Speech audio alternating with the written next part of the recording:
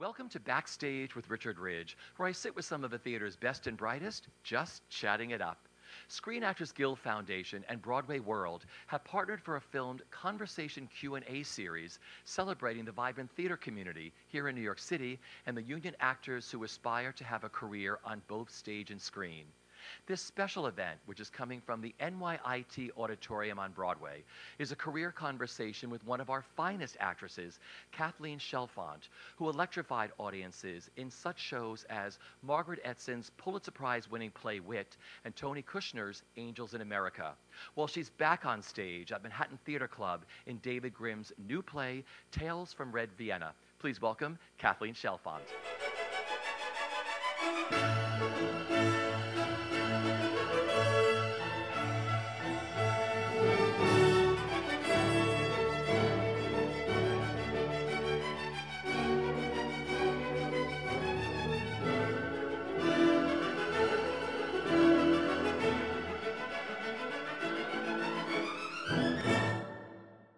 So tell me about last night. You opened last night. We did. We opened last night.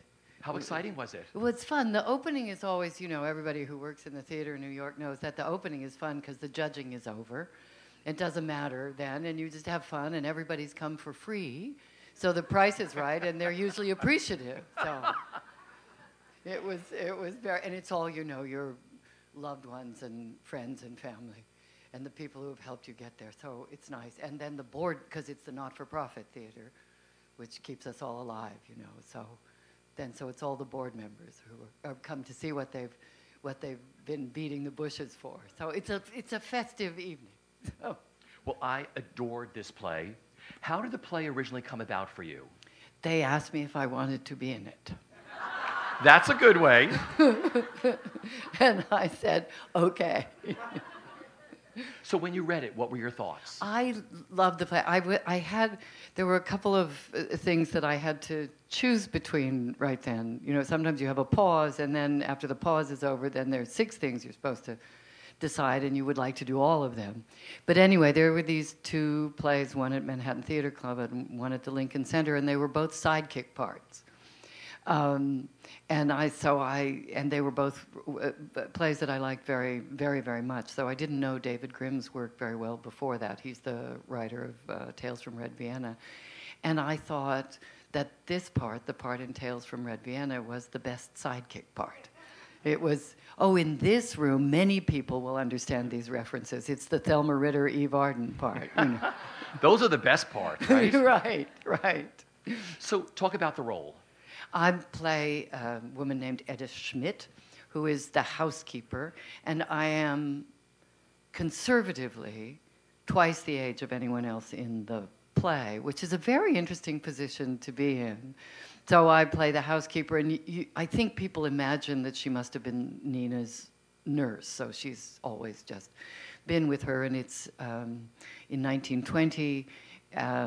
It's the sort of aftermath of the First World War, a very difficult time in Vienna.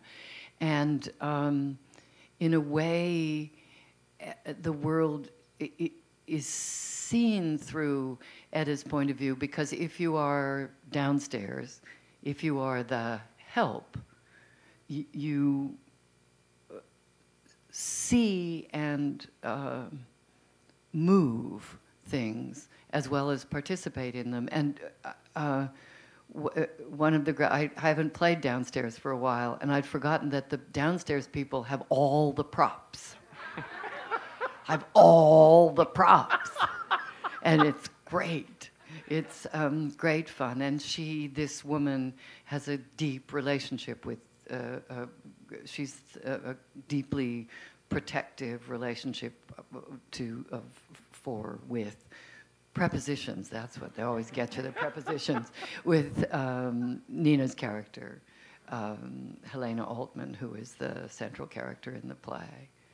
So it's wonderful. It's wonderful to do, and it's wonderful. It's, you know, you're transported to Vienna in 1920 for all the good of it and all the bad of it. And I gather that it's quite beautiful to look at. As you know, you never know what it looks like when you're in it.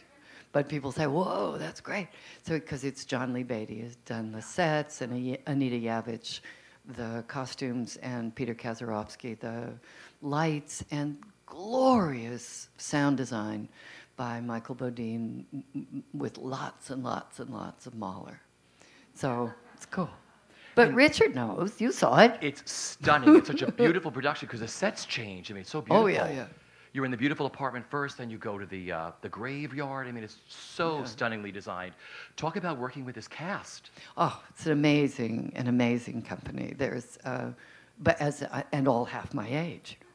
So the people that people know are Nina Arianda, who was in Venus and Fur, Tina Benko, who just finished being Titania in Midsummer Night's Dream in Brooklyn, and Michael Esper, who has moved from American Dream to Mad Hungarian in Vienna in 1920.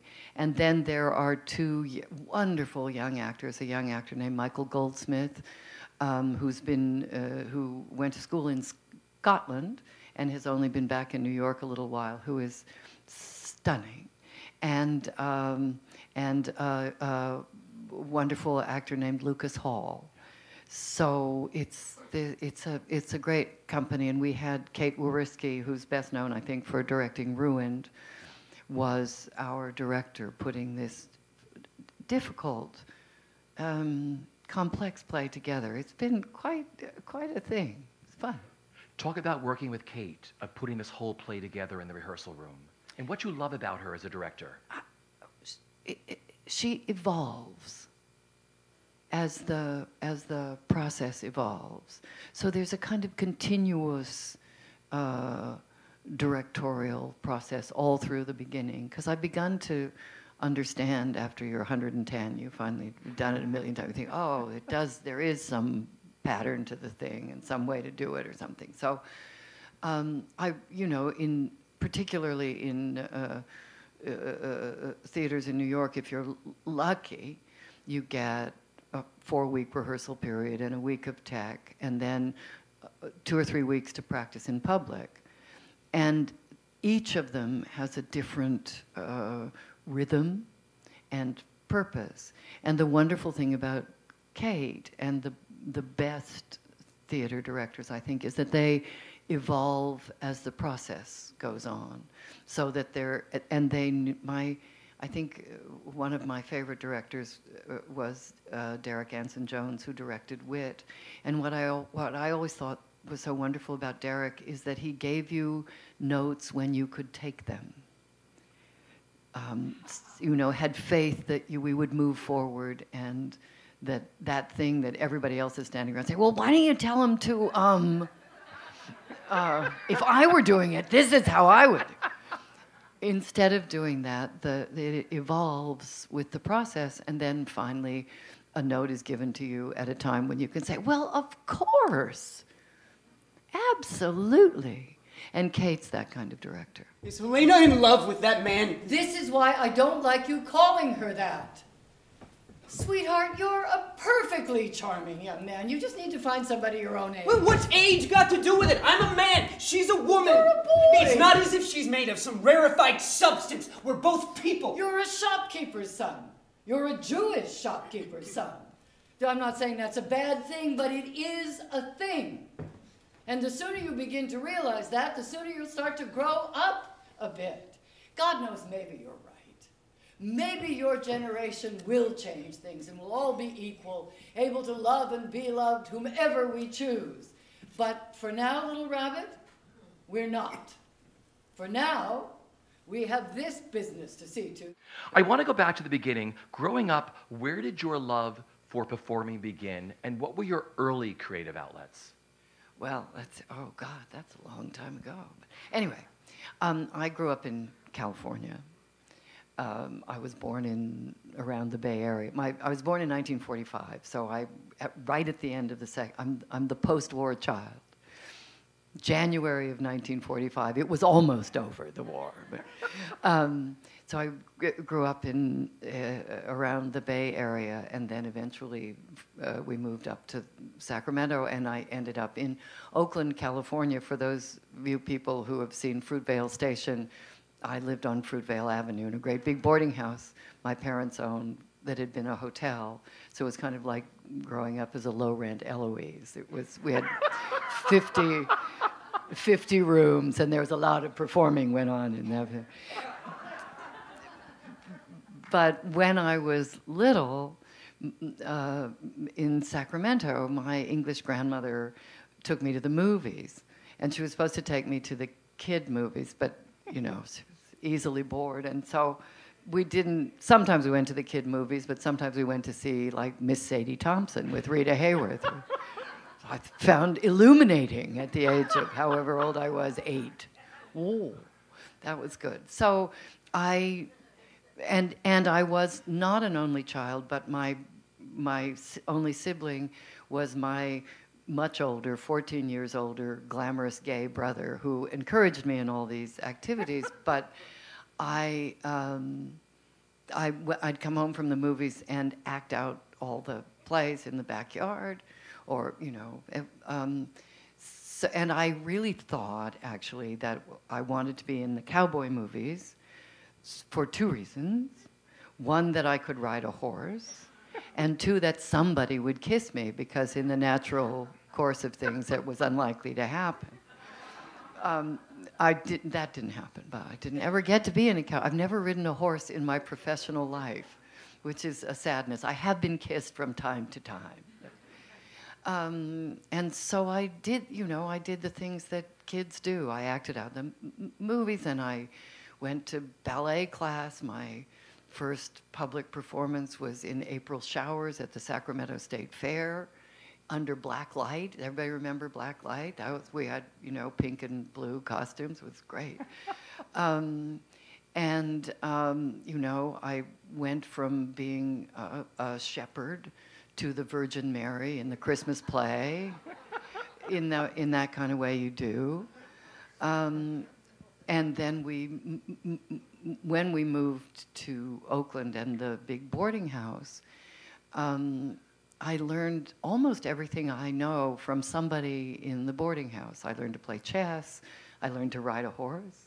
I flew for the first time in an airplane. I learned French, and there was someone who belonged to a community theater. And the community theater movement in California, I don't know in the rest of the country, was very, very strong and sort of semi-professional. It was before the not-for-profit theater came.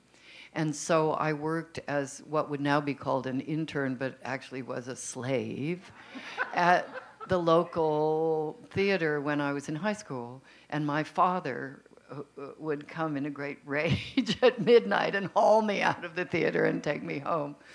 And I had my first sort of professional appearance there, taking over for somebody, singing. I don't sing. I couldn't sing then, and I can't sing now. But I sang, and that's when I discovered that if you're really nervous and trying to sing, you can't hear the piano. So that was not entirely successful. And then I was in the play in all the plays in high school and did lots of things. And my last high school performance was I played Hedda Gabler at the age of 17. I had no idea why she would kill herself. But I could play the Tarantella with a fair amount of skill, sort of, anyway. But anyway, so, and I expected that I went to Stanford and I was going to study the theater at Stanford, but I didn't, because I fell in love, and as you know, the theater happens at night, and so does your boyfriend. So, because he wasn't in school, he'd been kicked out, and so, anyway, somehow or another, I ended up studying Greek, and it was great. I studied Greek, and that was good, and I was at Stanford from 1962 to 1965. I graduated a little bit early, and so it was the 60s at Stanford, and people made movies, so I was in movies. But I, interestingly, didn't set foot in a theater all that time. And I didn't think about it, but I didn't. and made, experimental movies the way you do in college. Mostly we had our clothes on. I think we almost all entirely had our clothes on. Actually. And then I was supposed to go to graduate school. And by that time, I'd met the person to whom I'm married. I've been married to Henry since 1966. Yep. I hope he would clap. I think so. Mostly it's turned out okay. But anyway, before we were married, we went off on this scandalous trip to Mexico on Christmas vacation, which scandalized my parents and everybody. And my mother said famously, "Well, I guess you were sleeping with John, too." So anyway, on the way back, I said to Henry, I really don't want to teach Greek to prep school boys. And he said, "What do you want to do?" And I said, "Well, I've always wanted to be an actress." It was 1965, so he said actress. And he said, "Why don't you do that?" And it had never occurred to me at that, and I did, which was not like me, because I did what I was supposed to do. I went to school, but I did. I dropped out. I was supposed to start a graduate program early. I dropped out of the graduate program. I'd been given special dispensation to be the Chief Justice of the student court at Stanford. I went to the Dean of Women, told her I'd been to Mexico with my boyfriend. And I wouldn't be being the Chief Justice. I don't remember telling my parents. I must have. They caught on right away. And so I dropped out. I left graduate school and got a job as a secretary, because the only useful skill I had was typing. I was pretty good.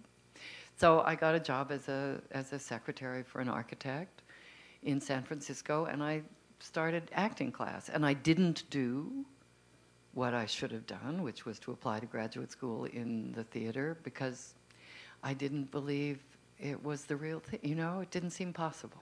So what year did you move to New York City to start your career? I moved to New York in 1973 from Woodstock, and we had a friend up in Woodstock named Bob Burgos, who was the only person I knew. He was a wonderful actor that some people may know was an actor in New York. And Bob was the only person I knew, and I said, "What do I do when I go to New York?" And he said, "The best teacher in New York is Win Handman, and you should go to the American Place Theater and see if there's any work you can do there."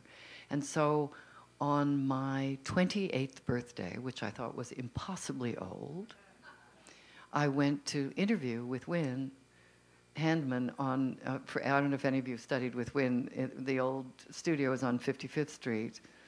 And he took me on. I have no idea why. Because in those, he interviewed, and I studied with him off and on for a couple of years. And then I was lucky. I was sitting under trees when apples dropped down. Your official Broadway debut was in Tony Kushner's masterpiece, Angels in America. Go right ahead. For Tony. Receiving a Tony nomination for Millennium Approaches as Ethel Rosenberg, Hannah Pitt, the Rabbi, and other roles. How did Angels come about for you? Those dreams you have, you're walking down the street one spring evening, and your acquaintance, Tony Kushner, walks up to you and says, "I've written a part in this play for you." Okay. And he walks away. And 6 months later, he says, "That part that I said I wrote in the play for you? Well, we're doing a reading of the play. Would you like to come?" That's how it happened. And it was in 1988. The play started in 1987 in California. And the reason that there were women playing men in the play was that the play was commissioned for a theater company, the one that was run by Oscar Eustis and Tony Taccone then in San Francisco, that had a lot more women than men in it. And as those of you who know Angels in America, it's all men and hardly any women. So anyway, so that's why. And they had one older company member. And so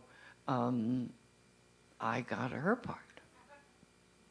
And I didn't know, anything more about it. So after that first reading, we had more readings, and I said to Tony, "Oh, Tony, do I get to do the rabbi and the everybody again?" And he said, "That's the part."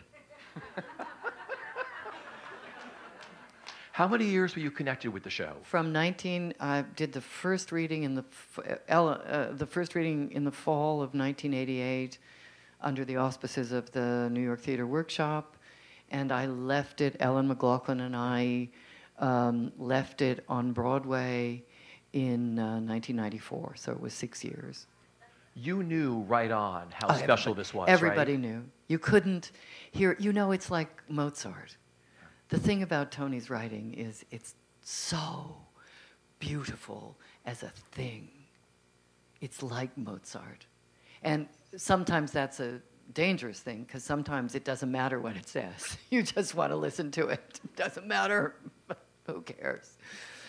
Just talk to me, and that's, Tony has the gift of beauty. The gift of beauty that I think sometimes he wishes he didn't have, but he has it. There's a wonderful painter, I'm sure you all know, named Anselm Kiefer, who has the same problem. He's a fierce, fierce painter, and they're so astoundingly beautiful that I think sometimes he wishes they weren't beautiful. But what was it like doing one, rehearsing the other one, when it was great. changing? You know how it is when you have too much work? It was great. We got Millennium up and played it, and as soon as it was started to play, we started rehearsing Perestroika, and we just never went home. We just lived at the Walter Kerr Theater. As you look back on realizing you were in probably one of the most important plays of all time, you must have so many fond memories of this show. What does it all mean to you, being a part of this whole experience? I feel so incredibly lucky, really, to have been in the midst of it. It was so important in so many ways, not only the thing itself, the great beauty of it, it was the beginning. It was an important cultural icon for the beginning of gay liberation. It got to be the thing that people would bring their parents to the marathon days, and they'd come out at dinner in between and then come back or not, depending on how it went. And I met every gay Mormon in America, all of whom said, "You're exactly like my mother." And I thought, but you've had another play like that, because I remember sitting through, I went to one of the double Millennium and Perestroika, and it was so moving just to sit there as an audience member and to sit there with everybody in that theater who was going through something or having a revelation about a family member, or like you say, the aunt or someone in that house. Another apple fell for you right after that, because one of the other greatest stage performances ever on stage was you as Vivian Baring in Margaret Edson's Pulitzer Prize-winning play, Wit. thank you. And you won every conceivable, I named them early on, every conceivable theater award. Where do you keep your awards? Do you have like a mantle or a room? Do you have a room? They're in the closet. See? You gotta take them out. Embarrassing. Oh, listen. Anyway, it's nice. It's very Yeah. gratifying. It's stupid to say it's embarrassing, but it's very nice. It's gratifying. Sure. But I have to say that Wit is an example of the power of the director, because Wit is a very, very good play, very well written. Derek Anson Jones turned it into something else. Yeah. That production of that play transcended the work of all of us, and it was under Derek's leadership that happened. And the image that everybody remembers at the end of the play, some people I'll tell you afterward. Anyway, this wonderful transcendent image of Vivian standing at the end was something that Derek had to fight for, because it wasn't what was written. What was written was that Vivian gets up from her bed and walks toward a distant light while disrobing. So Derek, this column of light was something that Derek insisted on and had to fight for. it's challenging, so not probably for Judith. I think everybody thought Judith looked swell naked, but I had often the following experience. I'd go out after, and everybody's really nice and everything, and then some man my sort of age, or maybe a little older, would come up to me and say, "You are so brave." I thought I looked okay. And it was always a man. Thank God I'm married. If I were looking, I'd be in terrible trouble. Did you and Derek talk about that scene beforehand? No, my big conversation about that scene was with my glorious, glamorous gay brother who was dying of cancer at the time. And he read the play, and he said, I gave him the play to read to see if it was true to his experience. And he said yes. And then the other thing he said was, if anyone ever asks you to do this play, you should do this play. So then it happened that I was asked to do the play. And then he said to me, "What about the nudity?" And I said, "Nudity?" Because it was in the stage directions. Who read the stage directions? "Nudity," said I. And then there was the thing, we didn't talk so much about being naked because we had to do that, but it was a big deal shaving my head. And I ended up, because of the way the play went, doing it 5 times. I mean, I had enough hair grew back in, because, you know, we'd stop or go, whatever. 4 times, I guess, in cold blood. The first time, it was just going to New Haven, and it wasn't going to be for long, and I thought that was fine. And I did it, and my husband came along, and we did it, and that was all right, and I knew my hair would grow back. But after that, we spent a lot of time trying to see if you could do a bald cap, but you couldn't. And certainly not in a little tiny theater. But you couldn't anyway, because then it looked like not only did she have cancer, but she was a burn victim.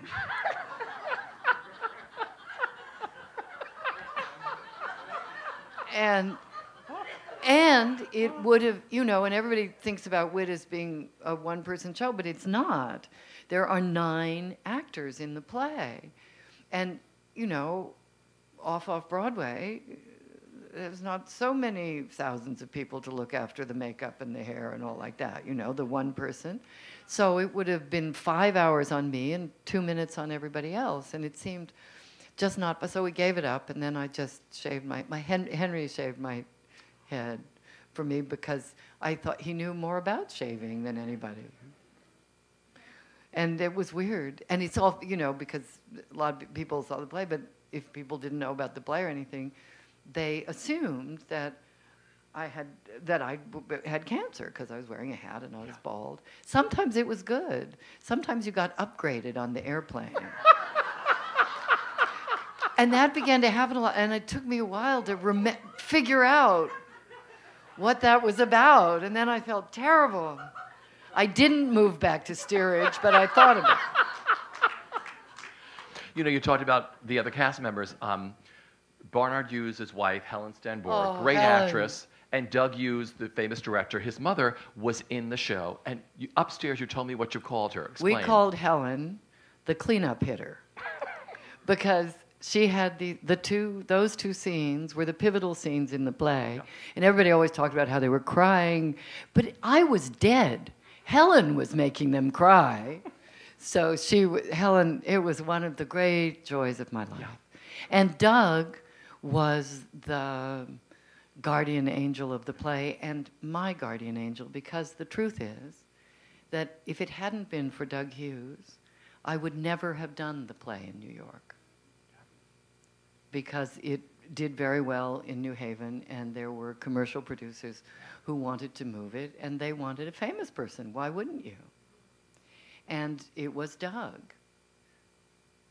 who, because the Long Wharf, there were 3 producers, and the Long Wharf was one of them, and the Long Wharf had rights to the play. And so Doug did 2 things. One of them was to honor a commitment that he'd made to the MCC Theater, which was to say that the play would have its New York premiere at the MCC Theater. And the other one, which Helen only told me years after the fact, that Doug said he wouldn't allow the play to be done without me. And I mean, you know, you think of the luck of that. The things that you owe to the kindness and honor of the kind and honorable people in the world, you know, and everybody bitches and moans about what a terrible life it is and all like, it's not. I want to get into some of your TV stuff. The Netflix TV series House of Cards. How many House of Cards fans do we have? Has become an instant hit. Talk about working on that show when you played Margaret Tilden. I did. I played Margaret Tilden, but then they went away from print. Yeah. So I don't think Margaret's coming back. I don't know. They didn't say. But anyway, it was a great part. Talk about that. God, it was so much fun. Another, you know, somebody said, where? You want to come and do this? So you get to sit in the back of the car and say terrible things. Again, say things. It was wonderful, and it's a wonderful job. It's very nice now that there's so much television production on the East Coast, because you can stay here, make a living, work in the theater, if that's what you mostly do, and support your habit on really, really, really good television. It's a great job. The House of Cards is terrific. It's a wonderful outfit, and they take very good care of you. And Kevin Spacey is a terrific kind of leading actor. He's very enormously polite and makes a point of talking to everybody and welcoming you to the event and all. It was great. I really loved it, and I'm sorry they moved away from print, because it would have been nice to do some more, but it was terrific. My final question for you is, what is the best bit of advice that you've been given that you still live by? There's so many. I'll say an acting one, because we were talking about it before. I was standing by for Elizabeth Franz in Sister Mary, and I played it on Sundays and between famous people after Elizabeth left. And so I was, one Sunday, I was doing the play, and somebody I knew who was a painter and not in the theater at all, very intelligent person, who was the we would say now, widower of my friend Tosh, who just died, watched the performance, and he said, you know, you're not acting out to the ends of your fingers. And he was right. When the character's inside you and around you, it goes from the top of your head to the bottom of your feet and out to the ends of your arms.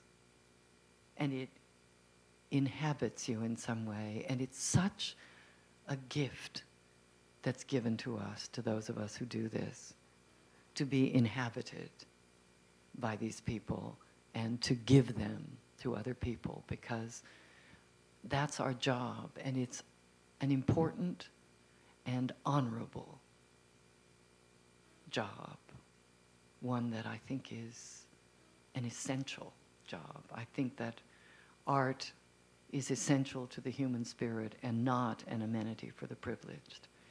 And we're lucky. Well, on that note, I have done this for a long time, and I have sat with many, many people, and I want to thank you for one of the most beautiful afternoons, being so open and sharing about everything that you've done. Kathleen, thank you, my love.